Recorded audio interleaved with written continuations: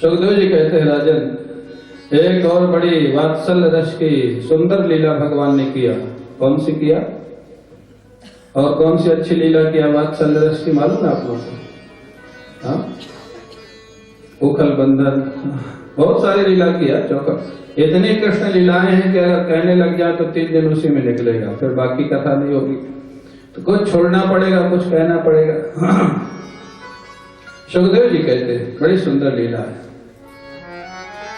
एकदा गृहदासेषु यशोदानंद गेहिनी कर्मांतर नियुक्तासु निर्ममंथ स्वयं दधी। एकदा एकम श्री कृष्णम ददाति इति एकदा यशोदा। एक बार की बात है, यशोदा मैया क्या कर रही थी? बोले बाकी सेविकाओं को दूसरे काम में लगा दिया था और दधि मंथन कर रही थी, माखन निकाल रही थी। किसके लिए? किसके लिए? लाला के लिए। हाँ, लाला के लिए। जहाँ प्रेम होता है व्यक्ति काम स्वयं करता है। हाँ, देखो माताओं को अपने बच्चे की देखरेख स्वयं करना चाहिए। जो माताएं आया के ऊपर छोड़ देती हैं या 1 साल का हुआ नहीं कि प्ले स्कूल में भेज देती हैं, पता नहीं वो बच्चे के भविष्य के लिए भेजती हैं कि अपनी शांति के लिए भेजती हैं, तो भगवान जाने। अरे 1-1.5 साल का बालक क्या करेगा स्कूल जाके? भगवान कृष्ण स्कूल कब गए थे मालूम? कितने साल के थे? 11 साल के हो गए थे तब गए थे। और आपके बच्चे भगवान कृष्ण से बहुत आगे, 2-2.5 साल के होते तभी चले जाते हैं। हम लोग 6 साल के थे तब स्कूल ज्वाइन किया था, और किसी से कम तो नहीं हम लोग। क्यों स्वामी? अपने तीनों महात्मा किसी से कम तो नहीं। तो इसलिए बहुत ज्यादा बच्चों को ऊपर एक्स्ट्रा लोड नहीं डालना चाहिए, और माँ को अपने बच्चे की सहायता, अपने बच्चे की देखरेख स्वयं करना चाहिए। यशोदा जी चाहती, बहुत सारी सेविकाएं हैं, उनसे दधि मंथन करवा लेती, माखन निकाल लेती। नहीं, भाव का बहुत बड़ा प्रभाव पड़ता है। हमारे गुरुदेव कहते थे भोजन किस व्यक्ति ने बनाया है उसके भाव का प्रभाव भोजन पे पड़ता है, भोजन का प्रभाव मन पे पड़ता है। इसलिए भाव का बहुत ध्यान रखना चाहिए। किसके लिए? और तो जहाँ प्रेम हो सेवा स्वयं करना चाहिए। सेविकाएं अलग अलग कामों में लगी हैं। यशोदा मैया दधि मंथन कर रही हैं माखन निकालने के लिए। और क्या कर रही हैं? काम करते हुए क्या क्या करना चाहिए? यानी यानी ही गीतानी। भगवान कृष्ण ने जो जो बाल लीलाएं की थी उनका वाणी से गान कर रही है, मन से स्मरण कर रही है, कर्म से श्री कृष्ण की सेवा कर रही है। मन वाणी कर्म तीनों कृष्ण की सेवा में लगे हुए एक पूर्ण भक्त का जो जीवन होता है। यशोदा मैया का शरीर हृष्ट पुष्ट है, मोटापा नहीं है जो आज मोटापा होता है, हृष्ट पुष्ट है। हाँ, दौड़ती थी यशोदा मैया। हाँ, वो दुबली पतली भी नहीं थी जो आज का कल्चर है ना। आज का कल्चर क्या बोलते हैं आप लोग? हाँ, स्लिम कल्चर। मैं बोलता हूँ मरियल कल्चर। माने समुद्र किनारे तेज हवा चल जाए तो टेक ऑफ कर जाए, तो उसको बोलते हमने बहुत मेंटेन किया है, मेहनत करके। क्या मेंटेन किया है? 1 थप्पड़ लग जाए तो 3 पलटी खाएंगे, तेज हवा चल जाए तो टेक ऑफ कर जाएंगे। क्या मेंटेन किया है? ये जो स्लिम कल्चर है, बेवकूफी का कल्चर। अरे ठीक है, खाओ पियो, मेहनत करो, फिजिकल वर्क करो, जिम करो, वॉकिंग करो, दंड बैठक लगाओ। कई लोग महाराज कहते महाराज शरीर बहुत बढ़ गया है, क्या करें? मैं तो कहता हूँ हमारे आश्रम में आ जाओ, बगीचे में खुदाई करो, फावड़ा लेके, जिम जाने की जरूरत नहीं। आश्रम का काम भी होगा, तुम्हारा पैसा भी बचेगा। घर का काम, फिजिकल वर्क कम हो गया ना, वो प्रॉब्लम है। खाना पीना करना चाहिए, घी दूध खाना चाहिए। आजकल के बच्चों को बोलो घी खाओगे ऐसा चेहरा बनाएंगे, कौन सी आफत आ गई। दूध पियोगे, मलाई निकाल दो। अरे जो खाने की चीज हो निकाल दो। मलाई तो खाने की चीज है, वो निकाल देते हैं। क्या खाएंगे? पिज्जा खाएंगे, बर्गर खाएंगे, और क्या क्या पता नहीं, चाइनीज फूड, क्या क्या दुनिया भर का फास्ट फूड जो आजकल आ गया है। यहाँ एक बार कृपा विलास में एक कार्यक्रम होता है, वहाँ एक हाथ की सफाई दिखाने वाला है, जादूगर टाइप। अब वो डिब्बे में दोनों तरफ कुछ रखे होगा, एक तरफ लड्डू एक तरफ पेड़ा। और हाथ की सफाई दिखा रहा था। दिल्ली का एक बच्चा 5 साल तक का था, उसको पकड़ के ले लिया। बोला ये बच्चा जो बोलेगा मैं डिब्बे से निकाल के दूंगा। और उसने ऑप्शन वही रखे थे। उसने बच्चे से पूछा, बताओ बेटा क्या खाओगे, लड्डू या पेड़ा? तो लड्डू पेड़ा रखे होंगे दोनों साइड। तो बच्चा दिल्ली का निकला, दिल्ली में सब छठे छठे लोग रहते हैं। वो बच्चा बोला पिज्जा खाऊंगा। तो जादूगर का जादू गया। पिज्जा था ही नहीं उसके अंदर, तो निकाले कहां से? बेचारा को पसीना आ गया, जादू ही फेल हो गया उसका, बच्चे ने जादू फेल कर दिया। हाँ, तो ये जो हालत है, भगवान कृष्ण के लिए माखन निकाला जाता है। और आज डॉक्टरों ने भी सिद्ध कर दिया है कि वेजिटेरियन में B12 की बहुत कमी हो जाती है, क्योंकि B12 नॉनवेज में मिलता है या माखन और घी में मिलता है, स्प्राउट में मिलता है। तो ये लोग खाते नहीं, तो B12 20 साल में 25 साल में किसी का भी कम हो जाता है, ये खाना चाहिए। और एक महात्मा तो विनोद में कहते थे कि भगवान कृष्ण इतने एक्टिव क्यों रहते थे? बोले माखन बहुत खाते थे, B12 बढ़ा रहता था। माखन दिन भर खाते थे, सबसे ज्यादा B12 उसी में होता है, इसलिए एक्टिव रहते थे। अभिप्राय क्या? हाँ, माखन निकाल रहे मैया। अब उनकी जो हालत है, भगवान कृष्ण का गुणानुवाद कर रही है। उनके बालों में फूल लगे हुए, श्रृंगार के फूल लगे हुए, शरीर हिल रहा है माखन मखानी को मंथन करते हुए। वो फूल बालों से गिर करके पैरों में आ रहे, पैरों में आ रहे। जीव गोस्वामी जी महाराज कहते हैं वो फूल पैरों में क्यों आ रहे हैं?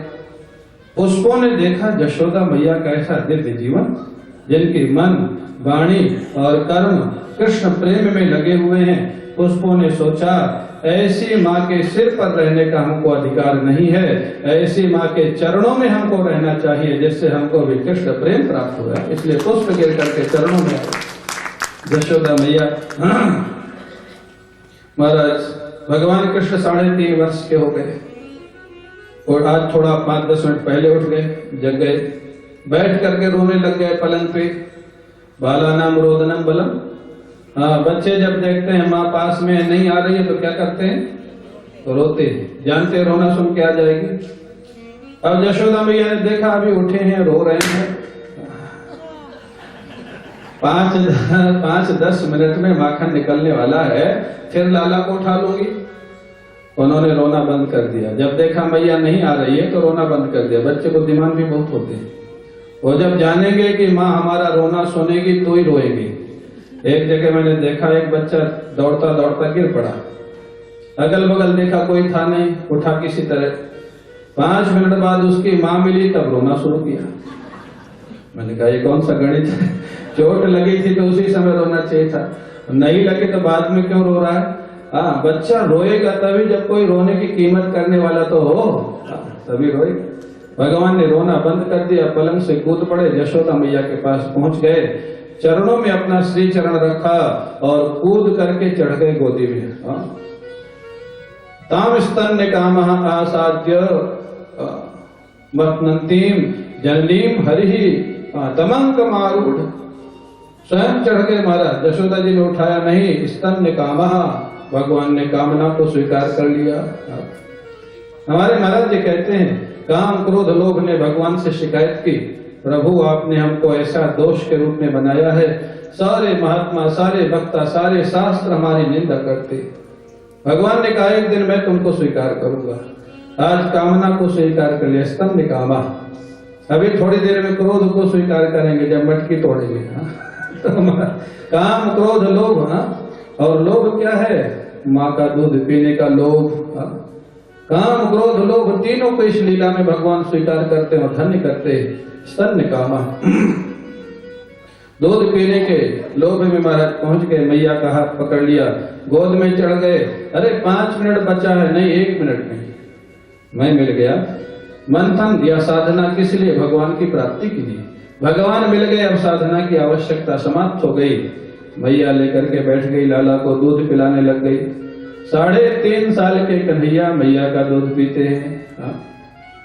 आप लोग अपने बच्चों को कितने साल तक पिलाते हो दूध, या कितने महीने तक, या बिल्कुल नहीं? एक बार कृष्ण जन्मोत्सव में बंबई में जो खिलौने लाते हैं ना लोग, तो उसमें वो बोतल भी रखती जो बच्चों को दूध पिलाई जाती है। क्या बोलते हैं बोतल को? बोतल ही बोलते होंगे ना, दूध पिलाने की बोतल। वो भी रख दी। मैंने कहा देखो कन्हैया बोतल का दूध नहीं पीते थे वो तो माँ का ही पीते थे, तुम्हारे बच्चे पीते होंगे। एक महात्मा विनोद में कहते थे देखो 3.5 साल तक कन्हैया माँ का दूध पीते थे, इसलिए माँ के भक्त बने। और दूध के माध्यम से बच्चे में माँ का दूध जब जाता है उसी से रक्त बनता है और उसी से स्नेह प्रकट होता है माँ के प्रति, ममता, स्नेह, श्रद्धा, भावना, प्रेम जो भी है। लेकिन जब माँ का दूध नहीं मिलता है तो बच्चे में प्रेम कहाँ से आएगा। वो वक्ता कहते थे देखो माँ का दूध पिएगा तो बड़ा होके माँ का भक्त बनेगा, और बोतल का दूध पिएगा तो बड़ा होके किसका भगत बनेगा? बोतल का बनेगा। और बन रहे माँ का इसने मिलता नहीं, माँ बच्चे के साथ रहती नहीं। हाँ, आया के साथ रहता है या कहीं चला जाता है या कहीं रख दिया जाता है। महाराज अब माँ उनको दूध पिला रही, इधर जो गैया का दूध परम गया गैया का दूध, उसमें उबाल आने लग गई। माँ ने वो आग में कूद करके आत्महत्या कर रहा है, भगवान आज मैया का दूध पी लेंगे, मेरे को नहीं पिएंगे तो मैं जी के क्या करूंगा। यशोदा जी ने कन्हैया को नीचे बैठाला, गैया के दूध को बचाने के लिए दौड़ पड़ी। कन्हैया ने सोचा अरे इस ब्रज में ऐसा कौन आ गया जो मेरी और मैया के बीच में आ जाता है। मैया ऐसा कौन है जिसके लिए मेरे को छोड़ के दौड़ पड़ी। देखा ये दूध दही मेरे और मैया के बीच में बाधा बन रहा है। अब इस दूध दही को मैं सुरक्षित रहने नहीं दूंगा। उठाया पत्थर का लोढ़ा और मटकी पे दे पटका। महाराज मटकी टूट गई। ददिया सास के जमाने की मटकी, इतनी पुरानी मटकी। अब वो मैया उधर से आई दूध को उतार के, कन्हैया मटकी तोड़ के भाग चुके थे। ये घटत ध्वंस क्यों किया भगवान ने? हमारे गुरुदेव जब कथा यहाँ करते थे ब्रज में, बोले भगवान ने इस लीला में घटत ध्वंस इसलिए कर दिया कि इधर बनारस है उधर हरिद्वार है, दोनों जगह घटपट की खटपट करने वाले लोग रहते हैं। इधर हरिद्वार बैठा है, इधर बनारस बैठा है, यहाँ भी बैठे स्वामी संविदानंद जी बनारस, स्वामी मुक्तानंद जी हरिद्वार, ये दोनों घटपट की खटपट करने वाले। भगवान ने पहले घटत ध्वंस ही कर दिया। जब घट ही नहीं रहेगा तो घटपट की खटपट कौन करेगा? भगवान की लीलाओं का गान करो। यहाँ हमारा रज्जू सर्प घटपट तंतु सूत ये सब घटपट। एक महात्मा कहते थे वेदांती लोग दिन भर रस्सी से सांप निकालते हैं और वो सांप रात को रस्सी में फिर घुस जाता है, फिर अगले दिन फिर निकालना शुरू करते हैं। ये जो हालत है घटपट की खटपट, ये सब महाराज खटपट। भगवान ने इसलिए घटत ध्वंस कर दिया। घट ही नहीं रहेगा तो मृत्यु का घट, कौन प्राग भाव, कौन प्रध्वंसा भाव, कौन अत्यंता भाव, सब खत्म। यहाँ भगवान का भजन करो, भाव ही रह जाएगा। प्राग और प्रध्वंस खत्म। शास्त्री जी कहते खाली भाव भाव बचेगा। तो यहाँ तो भाव की भूमि है। भगवान ने घटत ध्वंस कर दिया। मैया ने देखा मटकी तोड़ दी और मटकी तोड़ के भागे। भगवान जानते थे मैया मारेगी, भागे भी तो ठीक जगह भागे। जहां मक्खन रखा था उसी कमरे में छिप गए। मक्खन भी खाते जाएंगे, छिपे भी नहीं। इतने नटखट थे। पीछे का दरवाजा खोल दिया, बंदरों को बुला लिया, उखल पे चढ़ गए उल्टा करके, माखन बंदरों को खिला रहे। मैया छड़ी लेके खोजती हुई आ गई वहीं पे। बंदरों ने देखा मैया छड़ी लेके आ रही, बंदर भागे। बंदर भागे तो कन्हैया ने पीछे मुड़ के देखा बंदर क्यों भाग रहे। मैया पहुंच गई थी, कन्हैया भी भागे पीछे के दरवाजे से। अब सारे गोकुल में दौड़ हो रही है, आगे आगे कन्हैया, पीछे पीछे मैया, सारे गोकुल में दौड़ हो रही है। अब महाराज सारी गोपियां बाहर निकल के खड़ी हो गई, इस लीला को देख रही है। मैया हृष्ट पुष्ट है, खूब दौड़ रही है। महाराज कई बार गोकुल में दौड़ हुई। मैया थकने लग गई दौड़ते दौड़ते, कन्हैया तो थकने वाले नहीं। अब वो महाराज यहाँ कृपा पूर्वक खड़े हुए तो लिखा है, लेकिन भक्ता लोग विनोद में बोलते हैं मैया ने जब थकने लग गई तो कन्हैया को सौगंध खिलाई। तुमको सतयुग के भक्तों की सौगंध, खड़े हो जाओ। खड़े हो गए, मैया पास में आ गई, फिर भाग गए। वो सोचे चलो राम जी के समय की सौगंध खिलाओ, वो सत्यवादी राम जी, तुमको त्रेता के भक्तों की सौगंध, खड़े हो जाओ। खड़े हो गए, मैया पास में आई, फिर भाग गए। अब महाराज चलो इनके समय के भक्तों की सौगंध खिला, द्वापर के भक्तों की सौगंध खड़े हो जाओ। खड़े हो गए, मैया पास में आगे भाग गए। भैया ने सोचा चलो कलयुग वालों को भी देख तो लो, भरोसा तो नहीं है बेटा। तो उनको कलयुग के भक्तों के सौगंध खड़े हो जाओ। कन्हैया खड़े हो गए, मैया ने पकड़ लिया, भागे ही। मैया ने पूछा क्या कलयुग के भक्त सबसे महान है? कन्हैया ने कहा मैया सबसे कमजोर है। एक दो माला जो करते हैं, अगर इनकी बात नहीं मानूंगा तो वो भी छोड़ बैठेंगे। जो एक दो माला रोज कर रहे हैं मेरे नाम की, अगर इनकी बात नहीं सुनूंगा वो भी छोड़ के बैठ जाएंगे। इसलिए कमजोर भक्तों का ध्यान ज्यादा रखना पड़ता है, ज्यादा रखना पड़ता है। ठीक है, किसी भी तरह से मैया ने खड़े हो गए, कृपा पूर्वक मैया ने पकड़ लिया। और पकड़ने के बाद जो छड़ी दिखाई, बोल तूने मटकी क्यों तोड़ी? माखन खा लेता तो खा लेता, मेरी ददिया सास के समाने की मटकी, इतनी पुरानी मटकी क्यों तोड़ी? अब फिर महाराज रोने लग गए। ये रोना भी उनका एक विलक्षण अभिनय था, कभी भी आंसू निकाल देते थे। हमारे महाराज जी कहते थे ये जो आंसू है ना, ये वक्ताओं में और माताओं में कभी भी आ सकते हैं, इन पे बहुत जल्दी भरोसा नहीं करना। एक कला होती है। तो महाराज में सासू रोने लग गए। अब मैया डर गई, मैया से कहा छड़ी फेंक दो तब बताऊंगा। मैया ने छड़ी फेंक दी, लाला डरा हुआ है, वो सोचे कहीं भाग ना जाए। दंडित करने के लिए मैया ने नहीं बांधा। मैया को डर था कि लाला कहीं भाग जाएगा तो मैं क्या करूंगी, डर के कारण बांध के रख देती हूँ, थोड़ी देर बाद मन बदल जाएगा फिर खोल दूंगी। मैया ने रस्सी मंगाई बांधने के लिए, बांधने लग गई। अब रस्सी महाराज छोटी पड़ जाए, कितनी छोटी पड़ी? 2 अंगुल। जितनी बांधती जाए फिर 2 अंगुल, जितनी बढ़ाती जाए फिर 2 अंगुल। अरे सारे गोकुल की रस्सी जोड़ दी फिर भी 2 अंगुल छोटी क्यों? 2 ही अंगुल छोटी क्यों? विश्वनाथ चक्रवर्ती जी लिखते हैं भजत जन परिश्रम भगवत अनुकंपा च। बोले 2 बातों को सिद्ध करने के लिए भगवान 2 अंगुल रस्सी छोटी कर रहे हैं। भगवान बंधन में तभी आते हैं जब भजत जन परिश्रम, भजन करने वाले में ईमानदारी से लालसा हो, परिश्रम हो और भगवान की करुणा हो जाए, तब भगवान बंधन में आ जाते हैं, उसके पहले नहीं आते। 2 अंगुल छोटी, अब क्या करें? विश्वनाथ चक्रवर्ती जी एक बात और लिखते हैं, एक गोपी आई, जब लाला नहीं बंध रहे, सारी रस्सी छोटी पड़ गई। एक गोपी आई, उसके पिता ज्योतिषी थे। वो गोपी आई, मैं भी थोड़ा ज्योतिष जानती हूँ मैया, मैं लाला का मस्तक देख के बताऊं कि ये बंधेगा कि नहीं बंधेगा? हाँ बता बता बता बेटी बता, ये बंधेगा कि? सारी रस्सी तो खत्म हो गई, कैसे बंधेगा ये? वो गोपी कहती है अस्याह ललाटे विधात्रा बंधनम न लिखितम। अरे मैया, इसके ललाट को मैंने देखा, विधाता ने इसके जीवन में बंधन लिखा ही नहीं है।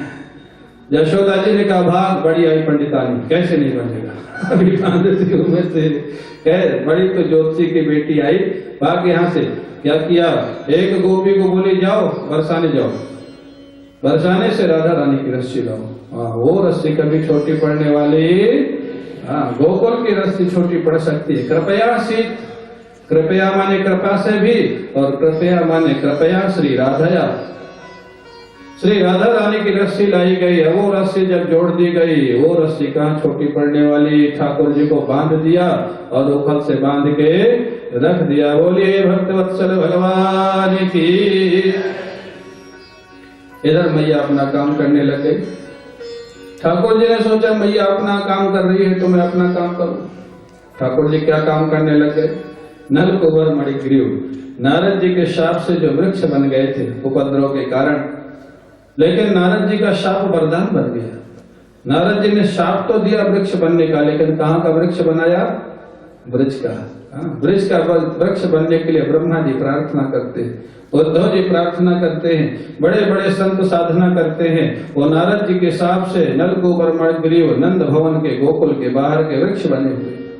भगवान की लीलाओं का रोज दर्शन करते हैं।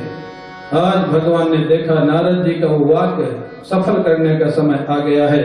उखल को खींचते हुए जाते हैं, वृक्षों के बीच में उखल को फंसा देते हैं और जोर से जहाँ खींचा भयंकर शब्द हुआ, दोनों वृक्ष टूट के गिर जाते हैं और नल कुंवर मणिग्रीव प्रकट हो जाते हैं। बोलिए भक्तवत्सल भगवान की, भक्तवत्सल भगवान की।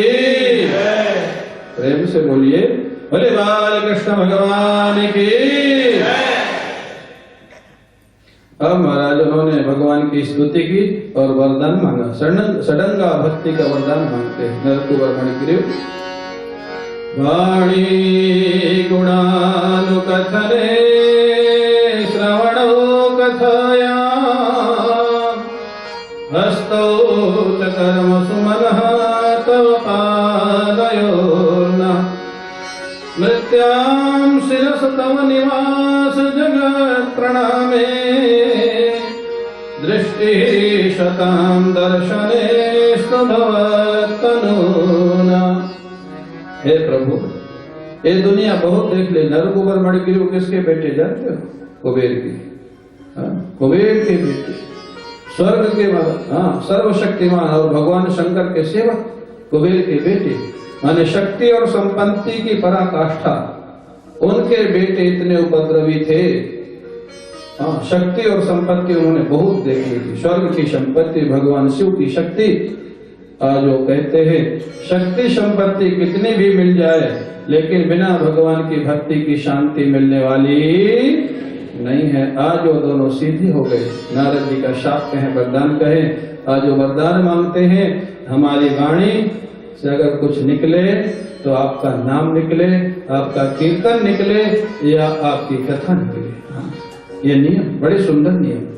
आप नियम ले लो, गृहस्थ आश्रम में हो, जितना आवश्यक है उतना बात करो, व्यवहारिक बात करो, बाकी मौन रहो। ठाकुर जी का नाम जप करो, स्मरण करो। एक एक श्वास जो निकलती जा रही है वापस आने वाली नहीं। एक एक श्वास की काउंटिंग चल रही है। आप क्या करते हो आपकी मर्जी। एक श्वास भी अरब रुपए देने के बाद भी नहीं मिलेगी। जब खत्म हो जाएगी ना, एक श्वास की कीमत अरब रुपए से भी नहीं चुकाई जा सकती। इतना कीमती जीवन है। वाणी गुणानुकथने, हमारी वाणी आपके नाम जपने। व्यर्थ चर्चा क्यों करना। खाली बैठे हो, हाथ में माला लो या ना लो, भगवान का नाम स्मरण करते रहो, भगवान की चर्चा करते रहो। श्रवण कथाया, हमारे कान आपकी कथा सुने। आपकी कथा, दुनिया की कथा नहीं। हमारी आपकी आदत क्या होती है, कथा में भले नींद आ जाए लेकिन जब कोई पड़ोसी की कथा सुनाता है तब नींद आती है। अरे नींद नहीं की तो बात छोड़ो, बड़ी जिज्ञासा पूर्वक पूछते हैं आगे क्या कहा थी, इसके आगे क्या बोला था। ऐसी जिज्ञासा होती है। उस समय ना धूप लगती है, ना वर्षा लगती है, ना ठंडी लगती है। यहाँ बैठे बैठे तो सब चेयर भी चाहिए, पंखा भी चाहिए। यहाँ से जाने के बाद भोजन चाहिए, आने के पहले चाय चाहिए, जाने के बाद समोसा चाहिए। ये जो मैं रोज देखता हूँ वो बता रहा हूँ, मेरे को पता नहीं। लेकिन जब पड़ोसी की चर्चा होती है, इधर उधर की चर्चा होती है, और महाराज ये तो चलो पड़ोसी की चर्चा, कुछ व्यर्थ चर्चा भी होती है जिसका कोई सिर पैर नहीं, और घंटों निकल जाते हैं।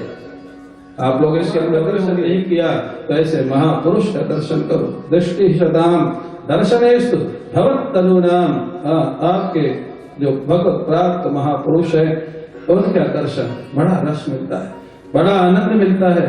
उनके हर क्रिया से भगवान के स्वरूप की अनुभूति होती है। ऐसा आनंदमय जीवन होता है। दोनों को वरदान दिया। वरदान देने के बाद महाराज वो तो चले गए भगवान के धाम को। इधर भगवान कृष्ण पुनः उखल जो कमर में बंधा हुआ था खींच के फिर आगे चल पड़े। ऐसी लीला करते थे जैसे इन्होंने जो कभी तक कुछ किया ही नहीं। इतना बड़ा काम किया। योग माया ने वृक्ष गिरने की ध्वनि को रोक दिया। जब तक भगवान की लीला चलती रही नलकुबर मणिग्रीव के साथ, गोकुल के अंदर ध्वनि गई नहीं। जब नलकुबर चले गए तो गोकुल के अंदर बड़ी भयंकर ध्वनि गई वृक्षों के गिरने की। सारे लोग भागे, क्या हुआ क्या हुआ। बाहर देखे वृक्ष गिरे पड़े। किसने गिराया किसने गिराया। कन्हैया अपना उखल खींचते हुए जा रहे आगे, जैसे इनको कोई मालूम ही नहीं, कुछ पता ही नहीं क्या हुआ। बच्चों ने कहा बाबा इन्होंने गिराया, उखल को बीच में फंसा दिया, खींच दिया, वृक्ष गिर पड़े। नंद बाबा बोले तुम लोगों के एक बार बोला ना झूठ मत बोला करो। छकड़ा गिराया तब भी बोले लाला ने गिराया। अब वृक्ष, इतने बड़े वृक्ष मेरा लाला गिरा देगा, 3.5 साल का लाला, तुम लोग झूठ बोलते हो। बच्चे सोचे अजीब चीज, हम हमेशा सच बोलते हैं, हमेशा हमको झूठा बना दिया। कन्हैया की ऐसी लीला। नंद बाबा पास में गए, कन्हैया किसने तुमको बांधा है? कमर में नीले निशान पड़ गए रस्सी के, किसने बांधा तुमको इतना जोर से? अरे मैया ने बांध दिया। मैया? मैया इतनी कठोर है लाला? हाँ बाबा बहुत कठोर है। ऐसा बांध दिया? बोले हाँ बांध दिया। अब कभी मत जाना मैया के पास। बिल्कुल नहीं जाऊंगा। बाबा ने बंधन खोला, गोद में उठा लिया। भगवान को कोई बांध सकता है तो यशोदा मैया, और भगवान को भी कोई मुक्त कर सकते हैं तो नंद बाबा। हाँ, ये भक्त ही बांधते हैं और भक्त ही मुक्त करते हैं। गोद में उठा लिया। मैया के पास नहीं जाओगे? गोपी ने पूछा। नहीं जाऊंगा। दूध किसका पियोगे? बोले गैया का पी लूंगा। सोओगे कहाँ? बाबा के पास सो जाऊंगा। सारी योजना बता दी। अब मैया दुखी। मैया ने इसलिए थोड़ा बांधा था कि कन्हैया चला जाए।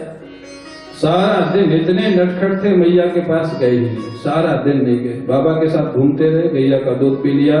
रात्रि हुई, बाबा के साथ लेट गए। अब बाबा उनको छोटी छोटी संगीत सुनाते हैं, लोरी सुनाते हैं, कथा सुनाते हैं। लाला सो जा सो जा सो जा। और कन्हैया बोले नींद नहीं आ रही। नींद नहीं आ रही। अब बाबा ने पूछा तो नींद कैसे आएगी तू ही बता। बोले नींद तो मैया के ही पास आएगी। तो बोले जाता तो नहीं है। हाँ, वो कूद करके गए मैया के पास। मैया ने गले से लगाया, हृदय से लगाया, और मैया और कन्हैया दोनों बड़े प्रेम से सो जाते हैं। बोले भक्तवत्सल भगवान की, भक्तवत्सल भगवान की। ऐसे विलक्षण विलक्षण लीलाएं करते थे भगवान। एक दिन गोपी ने कह दिया कन्हैया से, कन्हैया ये पत्थर की शिला जरा उठा के दिखाओ, देखें कितनी ताकत है। क्यों उठाऊं? क्या गोपी में इसलिए ब्रज में आया हूं पत्थर उठाने के लिए? अरे कन्हैया माखन का लोटा दूंगी। बस तैयार तैयार। अच्छा, और भी उठाता हूं। अब इतना जोर से उस शिला को उठा रहे हैं कि मुख लाल हुआ जा रहा है। वो ठाकुर जिनके एक एक रूप में ब्रह्मांड विराजमान है, एक पत्थर की शिला उठाने के लिए बड़ा परिश्रम कर रहे, बड़ी मुश्किल से उठाया। और इतना ही नहीं, हमारे महाराज जी सुनाते थे, एक दिन गोपी आ गई गोबर लेने के लिए यशोदा मैया के यहाँ। उत्सव है, मैया गोबर चाहिए। मैया बोले अजीब गोपी है, गोबर कोई मांगने की चीज? दूध मांगती, दही मांगती, मक्खन मांगती, ले जा जितना गोबर चाहिए। अब गोबर का तो बहाना था, कन्हैया के साथ दर्शन मेला करना था। गोबर इतना ज्यादा भर लिया टोकरी में कि उठे नहीं। तो खड़े होने का बहाना तभी तो मिलेगा जब नहीं उठ रहा। उठ जाएगा तो जाना पड़ेगा। खड़ी हो गई, कोई उठाने वाला आ जाए। कन्हैया आ गए, भक्त वत्सल आ गए नहीं आ गए। भक्तवांछा कल्पतरु कन्हैया पहुंच गए। अरे गोपी काय को खड़ी है? अरे लाला गोबर ना उठ रहे हो तो उठवाए दे। मैं क्या ब्रज में गोबर उठाने आया? काय को उठवा दूं? अरे लाला जितना गोबर उठाएगा माखन का लोटा दूंगी। ठीक है, उठवाता हूँ। एक टोकरी उठवाया, गोपी डाल के फिर आ गई। दूसरी टोकरी उठवाया, फिर आ गई। 5-10 टोकरी हो गई। कन्हैया बोला मेरे को गिनती नहीं आती कितनी टोकरी उठवाया मैंने, कैसे पता लगेगा कितना लोंदा बनेगा? गोपी बोली बात तो सही है, गिनती तुमको भी नहीं आती, मेरे को भी नहीं आती। दोनों बिना पढ़े लिखे, जिनके श्वासों से वेद प्रकट हुए हैं उनको कहती गिनती तुमको भी नहीं आती। फिर निर्णय कैसे होगा? गोपी ने कहा एक उपाय है, जितनी टोकरी तुम उठवाओगी उतने गोबर के टीके तुम्हारे माथे पे लगाती जाऊंगी। बाद में काउंट कर लेंगे, उतने लोना माखन दे देंगे। अब हमारा 10 टोकरी, 20 टोकरी, 25 टोकरी, सारा मुख गोबर के टीके से भर गया। नारद जी आ गए उस समय लीला देखने। गोमय मंडित भाल कपोलम, धन्य हो ठाकुर, अरे ऐसा श्रृंगार तो आज तक कभी नहीं देखा। गोबर का श्रृंगार, गोबर के टीकों का श्रृंगार। अब उसी समय यशोदा जी आ गई। कन्हैया ये क्या किया? सारे मुख में गोबर लगाए हुए। अरे मैया ये गोपी बोली थी माखन दूंगी जितना टोकरी उठवाए। यशोदा ने समझ गए, मेरे को जो शिकायत मिलती थी ना कि माखन चोर है, पता लग गया ये चोर है। घर में इतना माखन है, ये गोबर उठाता है माखन खाने के लिए। ऐसे महाराज बड़े बड़े विलक्षण लीलाएं करते थे ब्रज में। गोकुल में बड़े बड़े उपद्रव भी होते थे। लोग विचार करने लग गए क्या किया जाए। उपनंद ने कहा महाराज जहां पर बहुत ज्यादा उपद्रव हो वहां ज्यादा रहना नहीं चाहिए। ठीक है, नहीं रहना चाहिए तो रहे कहाँ? बोले वनम वृंदावनम नाम, वृंदावन नाम का बड़ा सुंदर वन है। वृंदावन, वृंदायाः श्री राधायाः वनम, किशोरी जी का जहाँ पर आधिपत्य है, वृंदा सखी जहाँ रहती है, अरे वृंद वृंद साधु महात्माओं का जहाँ निवास है, हाँ वो वृंदावन। उस समय वृंदावन में ये सब कंस्ट्रक्शन नहीं था। जमुना जी थी, तमाल के वृक्ष थे, करील के वृक्ष थे, सुंदर महाराज सेवा कुंज निधिवन ये थे। ये महाराज सुंदर वन था, छकड़ों में सारा सामान लेकर के लोग श्री कृष्ण बलराम को लेकर के गोकुल से कहाँ आ गए? वृंदावन आ गए। बोले वृंदावन बिहारी लाल की। छकड़ों को अर्धचंद्राकार खड़े करके रहने लग गई। तब कन्हैया ने कहा, बाबा अब हम बड़े हो गए, कुछ काम करेंगे। क्या काम करोगे लाला? बछड़े चराएंगे। बछड़े, ये नहीं बोला स्कूल जाएंगे बछड़े चराएंगे। ठीक है, बछड़े लेके जाने लग गए। हाँ, बछड़े चराते थे, जमुना जी के किनारे खेलते थे। वो बछड़े बड़े बड़े संत थे, बड़ी बड़ी साधना करके भगवान कृष्ण के बछड़े बनने का सौभाग्य मिला था। भगवान कहते हैं, अनुप्रजाम्यहम नित्यम, मैं बड़े बड़े प्रेमी भक्तों के पीछे पीछे घूमता हूँ, को उनके चरणों की धूल पड़ जाए तो मैं पवित्र हो जाऊं। हमारे गुरुदेव कहते हैं, वो प्रेमी भक्त कौन है? अरे बोले यही वो बछड़े तो प्रेमी भक्त हैं, इन्हीं के पीछे तो ठाकुर जी घूमते हैं और इन्हीं के चरणों की धूल ठाकुर जी के ऊपर पड़ती है। ये बड़े बड़े बछड़े, बड़े बड़े भक्त हैं। ये गैया, ये बछड़े बड़े बड़े संत हैं, साधना करके उनको मिला है रूप। बछड़े चराने लग गए। बछड़े चराने जाते थे, कंस ने एक असुर को भेजा, वो बछड़ा बन के आ गया श्री कृष्ण को मारने के लिए। लेकिन वो बछड़ा बड़ा सुंदर था, हाँ, बिल्कुल सफेद, हृष्ट पुष्ट, जरूरत से ज्यादा सुंदर। श्री कृष्ण ने देखा ध्यान से, अरे तो असुर है, हाँ, जरूरत से ज्यादा सुंदर। बलराम जी को दिखाया, देखो ये बछड़ा, हाँ, बहुत सुंदर है कन्हैया। बोले ध्यान से देखो। ध्यान से देखा है तो राक्षस है, असुर है। बोले हाँ, इसलिए दिखाया, मैं पहले मार देता तो मेरे को डांटते, बछड़ा मार दिया। अभिप्राय, जरूरत से ज्यादा जहां कोई चीज दिखाई दे, समझ देना बनावट है, बनावटी है। मैं तो हमेशा कहता हूं, जरूरत से ज्यादा जिसके बाल काले दिखाई दें,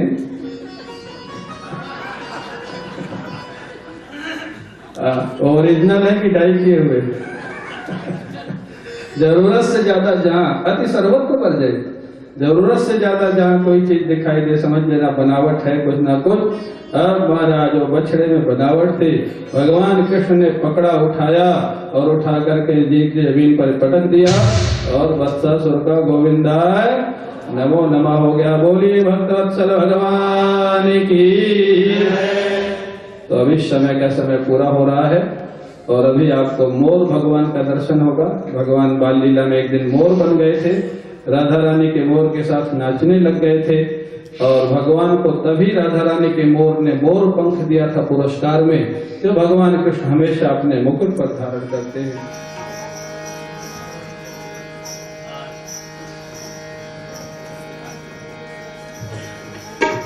बोलिए मोर भगवान की जय। आयो रसिया मोर बनी आयो रसिया, हाँ आयो रसिया मोर बनी आयो रसिया। वृंदावन की कुंज गली में मोर बनी आयो रसिया। वृंदावन की कुंज गली में मोर बनी आयो रसिया। वृंदावन की कुंज गली में मोर बनी आयो रसिया। वृंदावन की कुंज गली में मोर बनी आयो रसिया। एक दिन बोली राधा प्यारी, एक दिन बोली राधा प्यारी, एक दिन बोली राधा प्यारी, एक दिन बोली राधा प्यारी। 2 दिन से नहीं आए बिहारी, 2 दिन से नहीं आए बिहारी, 2 दिन से नहीं आए बिहारी, 2 दिन से नहीं आए बिहारी। बिना श्याम सुंदर के मोरी प्यासी अखियाँ, बिना श्याम सुंदर के मोरी प्यासी अखियाँ।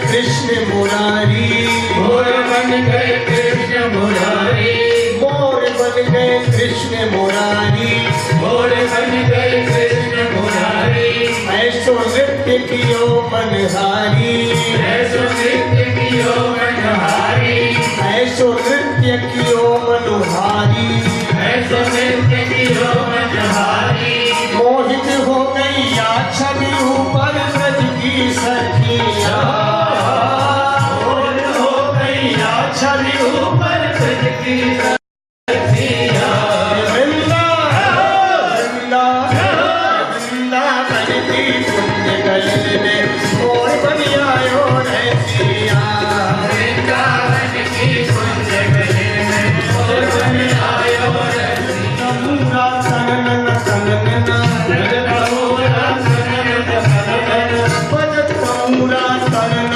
तनन भज तमुरा तनन तनन, पायल बज गई छुम छुम रे नारायण की बाजे बांसुरिया, आसरों में नारायण की बाजे बांसुरिया, वृंदा वृंदा वृंदावन की गली में मोर बन आयो रे सिया, वृंदावन की कुंज गली में मोर बन आयो रे सिया, आयो रे सिया मोर बन आयो रे सिया, आयो रे सिया, मोर बन आयो रावण की कुंज गली मोर बन आयो रे सिया, वृंदावन की कुंज गली में मोर बन आयो रे सिया, वृंदावन की कुंज गली में मोर बन आयो रे सिया, मोर बन आयो रे सिया, मोर बन आयो रे सिया, भगवान की जय। ताली बजाओ जोरदार ठाकुर जी के लिए। ये मोर अमेरिका से आया, मालूम है आपको? एक बार और ताली बजाओ जोर से। बहुत सुंदर ठाकुर जी का अभिनय किया मोर भगवान का। और इस समय की कथा विश्राम होती है। आप लोग ठाकुर जी का दर्शन करें और अपने अपने स्थान के लिए प्रस्थान करें।